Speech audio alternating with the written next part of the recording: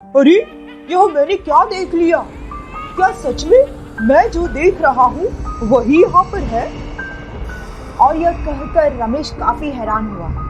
रमेश अपने गांव से शहर की तरफ कमाने के लिए निकला था, क्योंकि उसके गांव में बहुत गरीबी थी, जिस वजह से वह अपने परिवार का सही से गुजारा नहीं कर पाता था। इसीलिए उन्होंने अपना गांव छोड़ दिया और वह लोग शहर के लिए निकले।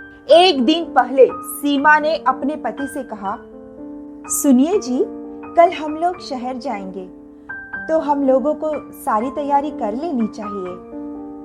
हाँ, मुझे पता है, तुम फिक्र मत करो, मैंने सारा सामान बांध लिया है, बस कल उठकर सीधा निकलना है। वैसे हम लोग शहर में रहेंगे कहाँ पर? क्या आपने इस बारे में कुछ सोचा है? नहीं, अभी तो मैंने कुछ नहीं सोचा, पर देखते हैं आगे क्या होता है। अगले दिन वह लोग शहर के लिए निकले। तभी उन्होंने रास्ते में एक बहुत सुंदर नगर देखा। उस नगर की सुंदरता देखकर रमेश ने कहा, अरे, यह नगर कितना सुंदर है। क्यों सीमा, मैं सही कह रहा हूँ ना?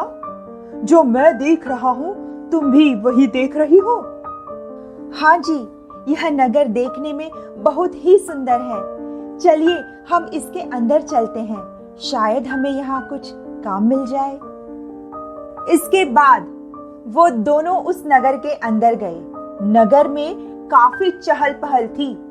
वहाँ हर चीज बहुत ही सुंदर थी, जिस वजह से रमेश बहुत खुश हुआ। उसने अपनी पत्नी से कहा, अब तो हम लोग यहीं पर रुकेंगे और अपना घर बसाएंगे, क्योंकि यहाँ पर हमें काफी अच्छा काम मिल जाएगा। हाँ, कहो तो तुम बिल्कुल ठीक रहे हो। चलिए हम लोग कोई जगह ढूंढते हैं। इसके बाद वह दोनों घूमने लगे, पर वह नगर बहुत ही छोटा था। इस पर सीमा ने कहा, अजी, नगर तो बहुत छोटा है, इतना छोटा नगर मैंने कभी नहीं देखा। तो क्या हुआ, छोटा ही तो है, पर इसकी सुंदरता देखो, ऐसा लग रहा है सारी सुंदरता इसी में हो। यह सुनकर सीमा चुप हो गई और उन्होंने एक जगह पर अपना सामान रख लिया। वहीं सभी लोग उन्हें इस तरह घूर रहे थे मानो जैसे कोई अजूबा आ गया हो। सीमा ने जब यह देखा तो उसने अपने पति से कहा, अजी, यह सब हमें इस तरह घूरकर खुश क्यों हो रहे हैं, जैसे इन्होंने कभी इंसान देखे ही ना हो। अरे तुम भी ना कितना शक करती हो, हम लोग इस नगर में नए हैं, शायद इसीलिए। इसके बाद वह लोग उसी नगर में घूमने लगे। धीरे धीरे रात हुई। रात में रमेश ने कहा, चलो अब हम लोग डेरा बनाकर सो जाते हैं। और यह कहकर वह दोनों सो गए। तभी अचानक सीमा की आंख खुली और उसने अपने सामने जो देखा उससे उसकी चीख निकल गई। क्या हुआ, तुम इतनी तेज चिल्ला क्यों रही हो? अजी देखिए, यह सामने क्या नजारा है। क्या हुआ, क्या देख लिया तुमने? जब रमेश ने देखा तो उसके भी होश उड़ गए। जो नगर सुबह बहुत ही सुंदर था, वह रात में वीराना और बहुत ही डरावना लग रहा था।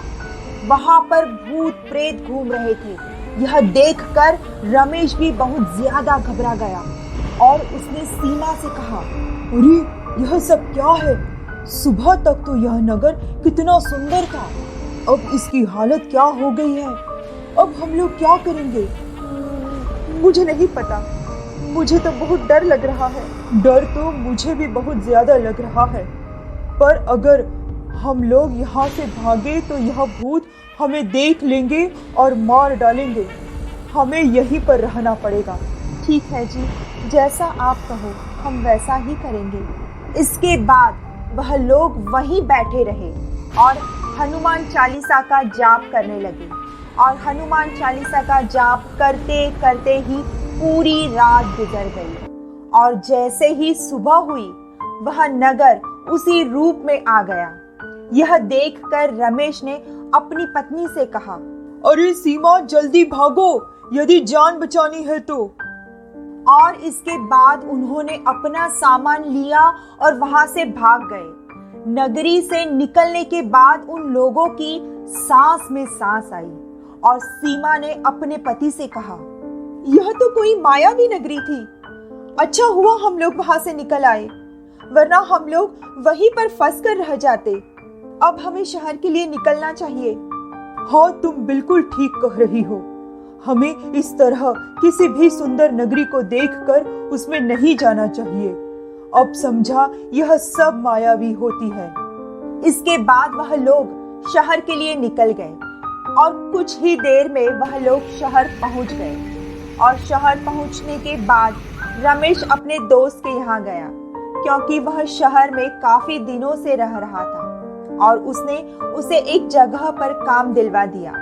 और इसके बाद वह लोग शहर में एक मकान में रहने लगे और अब वह दोनों बहुत खुश थे। वहीं सीमा ने अपने पति से कहा, चलिए अच्छा हुआ कि हम लोग शहर आ गए, वरना अगर हम लोग उस मायावी नगरी में फंस जाते तो ना घर के रहते ना घाट के। किसी ने सच ही कहा है कि अच्छी चीज हमेशा भ्रम की होती है। हाँ, तुम बिल्कुल ठीक कह रही हो। अब हम लोग शहर में रहकर अच्छा खासा कमा लेंगे और अपनी जिंदगी आराम से गुजारेंगे। और यह कहकर वह लोग बहुत खुश हुए और अब उन लोगों की जिंदगी आराम से गुजर रही थी गांव की अपेक्षा।